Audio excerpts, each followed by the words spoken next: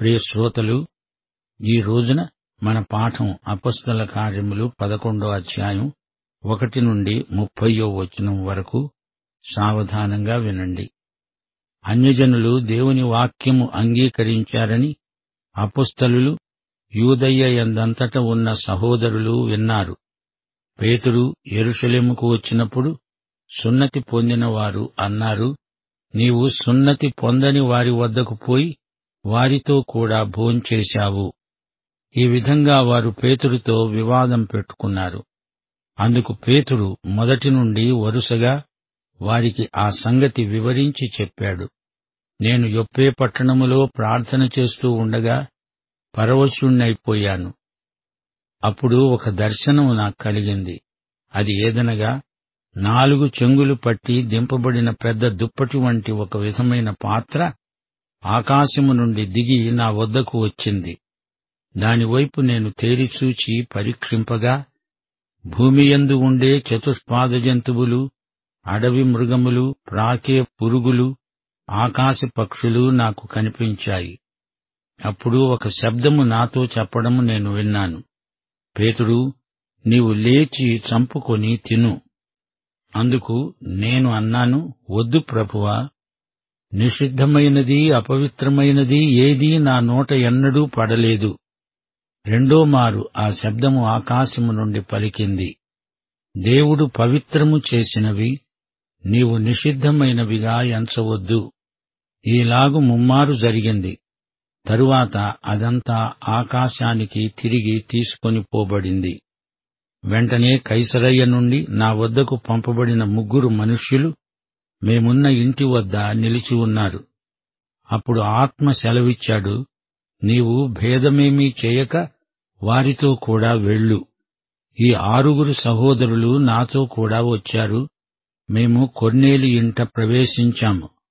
అప్పుడతడు మాకు తెలిపాడు, నా ఇంట నిలిచి నాతో దేవదూత అన్నాడు, నీవు యొప్పేకు మనుష్యులను పంపి పేతురు అనే మారుపేరు గల సీమోనును పిలిపించు. నీవు నీ ఇంటి వారందరూ ఏ మాటల వలన రక్షణ పొందుతారో ఆ మాటలు అతడు నీతో చెబుతాడు. నేను మాట్లాడనారంభించినప్పుడు పరిశుద్ధాత్మ మొదట మన మీదికి దిగిన ప్రకారము వారి మీదికి దిగాడు. అప్పుడు ప్రభువు చెప్పిన మాట నేను జ్ఞాపకం చేసుకున్నాను. యోహాను నీళ్లతో బాప్తిస్మమిచ్చాడు గాని మీరు పరిశుద్ధాత్మలో బాప్తిస్మము పొందుతారు అన్నాడు ప్రభువు. కాబట్టి ప్రభువైన యేసుక్రీస్తునందు విశ్వాసముంచిన మనకు అనుగ్రహించినట్లు దేవుడు వారికి కూడా సమాన వరము అనుగ్రహించి ఉండగా, దేవుణ్ణి అడ్డగించడానికి నేను ఏపాటివాణ్ణి? వారు ఈ మాటలు విని మరేమీ అడ్డము చెప్పక, అట్లయితే అన్యజనులకు దేవుడు జీవార్థమైన మారుమనస్సు దయచేసి ఉన్నాడని చెప్పుకుంటూ దేవుణ్ణి మహిమపరిచారు. స్తెఫను విషయములో కలిగిన శ్రమను బట్టి చెదరిపోయిన వారు యూదులకు తప్ప మరి ఎవరికీ వాక్యము బోధించక ఫెనీకే, కుప్రా, అంతియొకయ్య ప్రదేశముల వరకు సంచరించారు. కుప్రీయులు కొందరు, కురేనీయులు కొందరు వారిలో ఉన్నారు. వీరు అంతియొకయ్యకు వచ్చి గ్రీసు దేశపు వారితో మాట్లాడుతూ ప్రభువైన యేసును గూర్చిన సువార్త ప్రకటించారు. ప్రభువు హస్తము వారికి తోడై ఉన్నది గనుక నమ్మిన వారనేకులు ప్రభువు తట్టు తిరిగారు. వారిని గూర్చిన సమాచారము యెరూషలేములో ఉన్న సంఘపు వారు విని బర్నబాను అంతియొకయ్య వరకు పంపారు. అతడు వచ్చి దేవుని కృపను చూచి సంతోషించి ప్రభువును స్థిర హృదయముతో హత్తుకోవాలని అందరినీ హెచ్చరించాడు. అతడు పరిశుద్ధాత్మతో విశ్వాసముతో నిండిన సత్పురుషుడు. బహుజనులు ప్రభువు పక్షమున చేరారు. అంతటా అతడు సౌలును వెతకటానికి తార్సుకు వెళ్లి అతణ్ణి కనుగొని అంతియొకయ్యకు తెచ్చాడు. వారు కలిసి 1 సంవత్సరమంతా సంఘములో ఉండి బహుజనులకు వాక్యాన్ని ప్రకటించారు. మొట్టమొదట అంతియొకయ్యలో శిష్యులు క్రైస్తవులు అనబడ్డారు. శ్రోతలు వింటున్నారా? ఈ అధ్యాయంలో పేతురు తన సేవా దర్శనాన్ని అందరితో పంచుకుంటున్నాడు. కొర్నేలి ఇంట్లో తన అనుభవాలను వారికి విడమరిచి చెప్తున్నాడు. అన్యులు సువార్తకు విధేయులై వచ్చారు, మనలో ఒకటైపోయారు అని చెబుతుంటే యెరూషలేము సంఘస్థులకు ఎట్టి సంతోషము కలగలేదు. తన సేవను సమర్థించుకుంటూ వారిని ఒప్పించడం పేతురుకు చాలా కష్టమైంది.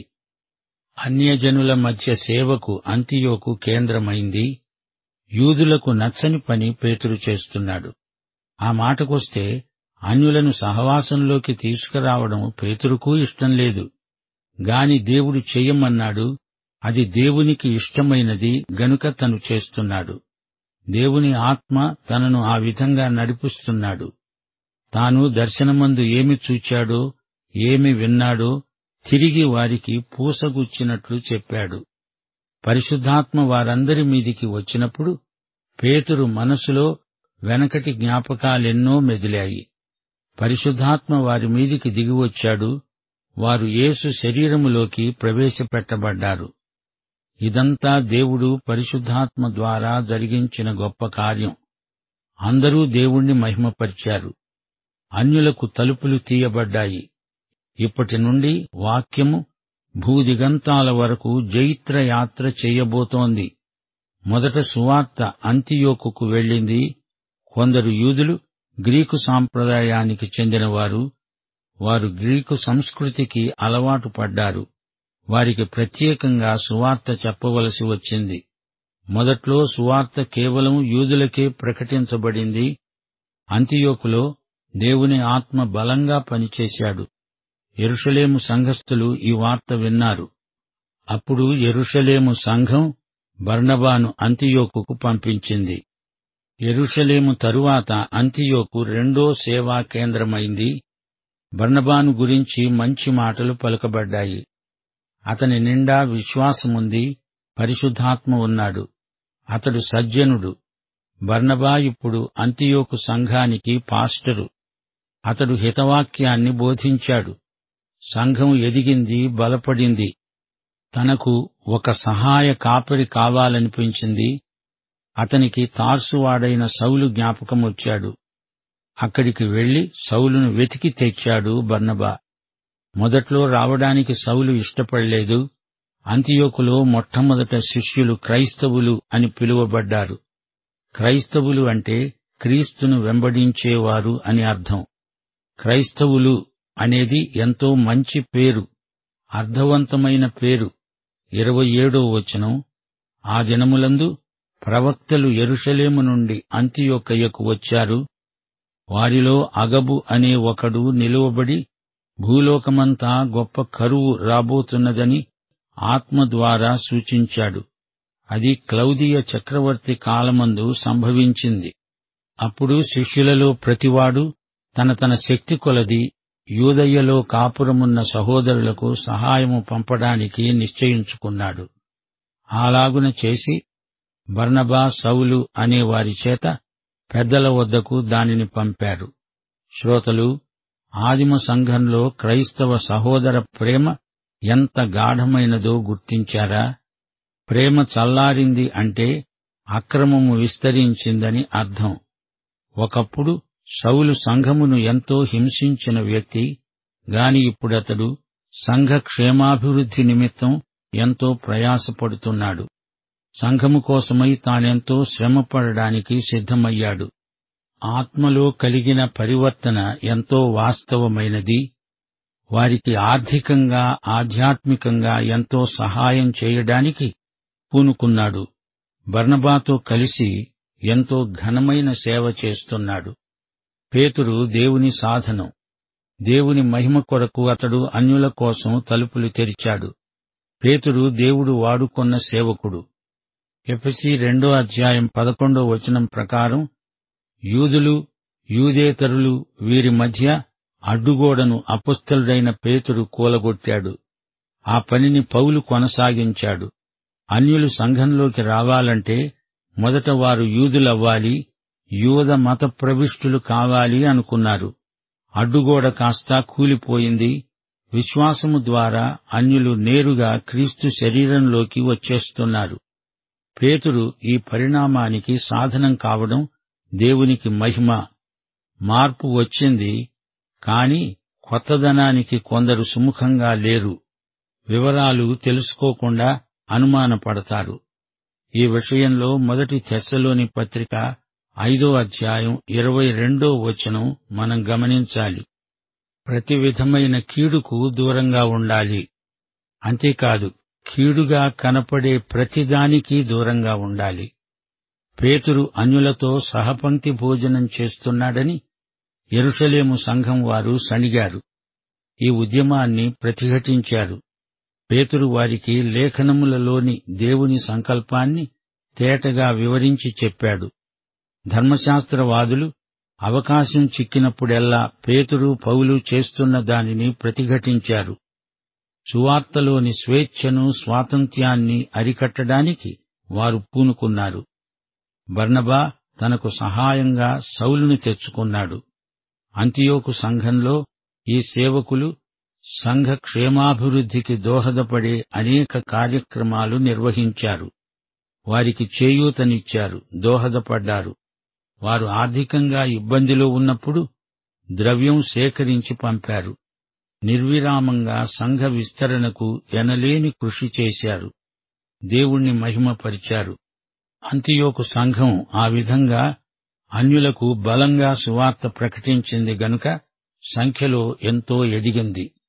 బర్నబా తన నిస్వార్థ సేవ ద్వారా తన పేరును సార్థకం చేసుకున్నాడు.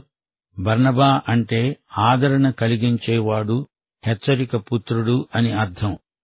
మన యజమాని యేసు ప్రభువు, నా తండ్రి ఇదివరకు పనిచేస్తున్నాడు, నేను చేస్తున్నాను, పగలు ఉన్నంత వరకు నన్ను పంపిన వాని క్రియలు నేను చెయ్యాలి గదా అన్నాడు ప్రభువు. అపొస్తలులు పంపబడిన వారు, పంపినవాడు యేసు. రాత్రి వస్తోంది, అప్పుడెవడూ పనిచేయడు అని ప్రభువు మనల్ని హెచ్చరిస్తున్నాడు. పేతురు తన అనుభవమంతా తిరిగి చెప్తున్నాడు. పేతురు చెప్పిందంతా సవివరంగా లూకా రాశాడు. లూకా నమ్మకమైన చరిత్రకారుడు. ప్రథమ క్రైస్తవులందరూ యూదమతం నుండి వచ్చిన వారే. తిరిగి క్రైస్తవాన్ని యూదమతంతో కలిపే వృథా ప్రయత్నం చేయడానికి కొందరు పూనుకున్నారు. దేవుని చిత్తానికి వీరు నిరోధక శక్తులు. అన్యులు తమతో సమానం కావడమనేది వీరికి సుతరాము ఇష్టం లేదు. కాని దేవునికి విరోధంగా రూపింపబడిన ఏ ఆయుధమూ వర్ధిల్లదు. పేతురు వారితో వాదం పెట్టుకోలేదు. జరిగిన సంఘటనలను గురించిన నివేదిక వారికి సమర్పిస్తున్నాడు. అంతే. వారేమన్నా ఏమనుకున్నా వీరందరి మీదికి వీరు అన్యులైనా పరిశుద్ధాత్మ దిగివచ్చాడు. ఇది జరిగిన సంఘటన. పేతురు 6 సాక్షులను తన వెంట తేవడం విశేషం. తనతో కలుపుకొని మొత్తం 7. ఈజిప్టు వారికి ఒక నియమముంది. ఒక విషయాన్ని పూర్తిగా ధృవపరచాలంటే 7 సాక్షులు ఉండి తీరాలి. దస్తావేజులను 7 ముద్రలతో రోమక అధికారులు స్థిరపరుస్తారు. అందుకే ఇక్కడ పేతురంటున్నాడు, నేను మీతో వాదం పెట్టుకోలేదు, జరిగిందేదో ఉన్నది ఉన్నట్లు మీకు తెలియచేస్తున్నాను. ఇక్కడ మేము 7 సజీవ సాక్షులమున్నాము చూడండి. ప్రియ సోదరీ సోదరులారా, వింటున్నారా? క్రైస్తవ ఉద్యమం తర్క వితర్కాల మీద, వాదోపవాదాల మీద ఆధారపడింది కాదు. వాస్తవిక సత్యాల మీద ఆధారపడి ఉంది. చరిత్ర మాత్రమే కాదు, పరివర్తన చెందిన జీవితాలే ఈ మహోద్యమానికి ప్రత్యక్ష సాక్ష్యం. అదే మన విజయ రహస్యం. మనుష్యులను మార్చే మార్పే క్రైస్తవ సంఘ ఉద్యమం. చెడ్డవారిని మంచి మనుషులుగా మారుస్తుంది. దేవుని ఆత్మ నిర్వహించే కార్యక్రమమిది. ఇది మృతమైన మత విధానం కాదు, ఇది సజీవ ఉద్యమం. ప్రవర్తన మన పరివర్తనకు బలమైన సాక్ష్యం. ప్రజలు కాదనలేని వాస్తవమే క్రైస్తవ సత్యం. ప్రవచనం చరిత్ర అయింది, చరిత్ర అనుభవమవుతుంది. అంతియోకులో జరిగిందంతా చరిత్ర. క్రైస్తవ సంఘ చరిత్రలో మొదటి మలుపు. సువార్త అన్యులకు విడుదల చేయబడిన తీపి జ్ఞాపకమిది. కొనసాగే ఉద్యమమిది. దీనిని కాదనగలవారెవరు? అంచెల వారీగా సువార్త ప్రకటన ఉద్యమ స్ఫూర్తిని సంతరించుకున్నది. ఫిలిప్పు సమరయులకు సువార్త ప్రకటించాడు. సమరయులు సగం యూదులు. ఇది నిచ్చెనలో రెండో మెట్టు. యూదులకు యూదేతరులకు మధ్య మెట్టు సమరయ్య. ఇక మూడో మెట్టు పేతురు కొర్నేలి ఇంటిలో ప్రసంగించిన ప్రసంగం. పేతురు కొర్నేలిని సంఘంలోకి అనుమతించాడు, ఆహ్వానించాడు. ఈ విషయంలో కొర్నేలి ఎక్కువ చొరవ తీసుకున్నాడు. కొర్నేలిని వెదికింది క్రైస్తవ సంఘం కాదు, కొర్నేలియే క్రైస్తవ సంఘాన్ని వెదకి కనుగొన్న సత్యాన్వేషి. కొర్నేలి దేవునికి భయపడ్డాడు. దేవునికి తాను లోబడిన శతాధిపతి, సౌవార్తిక శతాధిపతి అయ్యాడు. దేవునికి స్తోత్రము కలుగునుగాక. యూద మతపు అంచు నుండి నేరుగా సంఘములోకి వచ్చిన మొదటి అన్య విశ్వాసి. అనేక మంది రాబోయే అన్యులకు మార్గదర్శకుడైన ధన్యుడు. ఇక కొర్నేలీలాగా రమ్మని ఆహ్వానించేదాకా కనిపెట్టుకునేది లేదు. అన్యుల మధ్యకు చొరవ చేసుకుని వెళ్లడమే. విశ్వవ్యాప్తమైన సువార్త సేవకు కొర్నేలి ఇంటిలో అంకురార్పణ జరిగింది. కుప్ర నుండి, కురేనీ నుండి వచ్చిన ఈ ఆరుగురెవరో, వారి పేర్లేమిటో మనకంతగా తెలియదుగాని దేవుని జీవగ్రంథాన్ని వీరి పేర్లు అలంకరించాయి. అన్యులలో నుండి వచ్చిన మనము ఈ ఆరుగురికి, విశేషించి పేతురుకు, పౌలుకు జేజేలు చెప్పాలి. వీరు తమ పేరు ప్రఖ్యాతుల కోసం ప్రాకులాడలేదు. వీరి నిస్వార్థ సేవా దృక్పథం శిలువ పథం. రోమక సామ్రాజ్యమంతటిలో రోము, అలెగ్జాండ్రియా తరువాత అంతియోకు అంత ప్రాముఖ్యమైన నగరం. మధ్యధరా సముద్రానికి 25 కిలోమీటర్ల దూరంలో ఉంది. ఒరోంటెస్ నదీ ముఖద్వారం దగ్గర ఉంది అంతియోకు నగరం. అక్కడ డాఫ్నే దేవతను ఆరాధిస్తారు. ప్రజలు విలాసాలతో సరదాగా బ్రతుకుతారు. వారి వ్యాసంగాలన్నీ వినోదాలు, కాలక్షేపాలు. ఆ నగరం అన్యుల మధ్య సౌవార్తిక ఉద్యమానికి కేంద్రం కావడం దేవుని అనాది సంకల్పం. డాఫ్నే దేవత ఎదట దేవదాసీలు నాట్యం చేస్తారు.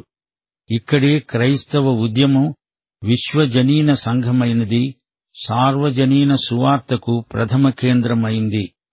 యూద మతం నుండి, పురిటి జ్ఞాపకాల నుండి స్వేచ్ఛగా సౌవార్తిక ఉద్యమం వేగవంతంగా భూదిగంతాల వరకు బయలుదేరింది.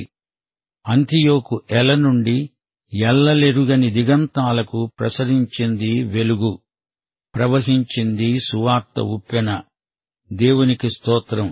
యెరూషలేము సంఘం బర్నబాను సరైన వ్యక్తినే పంపింది. బర్నబా సరైన వ్యక్తినే తనకు సహాయంగా తెచ్చుకున్నాడు. అతడే తార్సువాడైన సౌలు. ఇదంతా దేవుని నిర్ణయం. కైసరయ్య నుండి తార్సుకు వెళ్లిపోయిన సౌలును బర్నబా బ్రతిమలాడి తెచ్చాడు. 9 సంవత్సరాలుగా సౌలు తన స్వంత ఊళ్ళోనే సాక్ష్యమిస్తూ ఉన్నాడు. అంతియోకులోనే ప్రథమ విశ్వాసులకు క్రైస్తవులు అనే పేరు వచ్చింది. ఈ పేరు ఎవరు పెట్టారు? ప్రజలే పెట్టారు. క్రీస్తుకు, క్రీస్తు యొక్క సంఘ సహవాసానికి చెందినవారు అని అర్థం. రానురాను క్రైస్తవుడు అనే మాట స్థిరపడిపోయింది. పేరు ఘనతకా, ఘనహీనతకా అనేది క్రైస్తవుని ప్రవర్తనను బట్టి ఉంటుంది. అన్యుల మధ్య దేవుని నామము, క్రీస్తు నామము దూషించబడకుండా ప్రతి క్రైస్తవుడు జాగ్రత్త పడాలి. ప్రియ సోదరీ, సోదరుడా, నీ సాక్ష్యం ఎలా ఉంది? దేవుడు నిన్ను, నీ సాక్ష్యమును బలపరచాలని మా ప్రార్థన. పాఠం ఇంతటితో సమాప్తం.